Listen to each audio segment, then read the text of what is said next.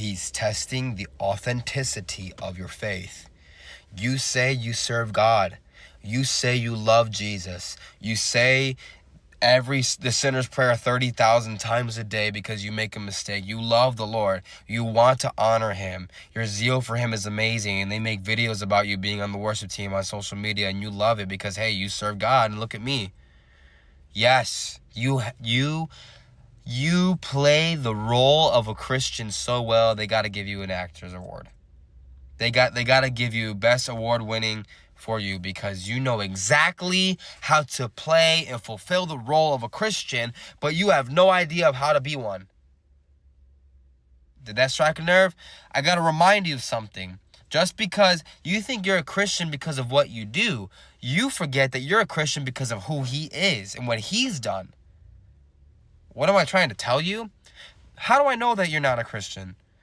Every time life happens, you forfeit the Lord and you go and live back into your old Egypt. You run back to the very things that God pulled you out of. When life happens and there's a crisis, your frustration gets so much and your emotions get the better of you. Well, guess what? That was the God that you submitted to. When life goes wrong, who do you submit to? Your emotions and what you feel and what friends say, what family says, or what Jesus' promises were all the way from the very beginning? I know who I am because my identity is in him. And if I make a decision that is contrary to him, that means I don't have an identity. Why? Because I'm following what I feel like is best. You serve the Lord, but you don't trust him. I love the Lord and I will follow him, but you don't believe him for anything.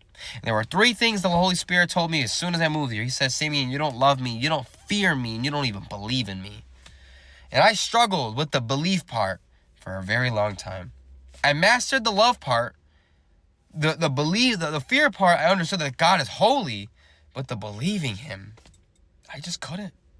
And maybe that's why you're faced with all these things that you're faced with today, because you don't believe in him. If you believe in God for some things, why don't believe him for everything? Oh, but you don't know how bad the situation is, Simeon. Jesus Christ should have died. It should have been over. They put guards and a stone in front of the tomb to make sure he didn't escape. But then he did. What looks possible for your eyes, impossible for your eyes, is possible in the Father's eyes. I need you, and the Holy Spirit needs you, to surrender what you think is correct for his great will in your life. Watch and see and taste and see that the Lord is good. Not because he does good things and you see it in other people, but because that's always who he's been. What makes you so special? What makes you so worse that God wouldn't do that for you? Just wait and see. Believe in him for everything, or stop believing him at all.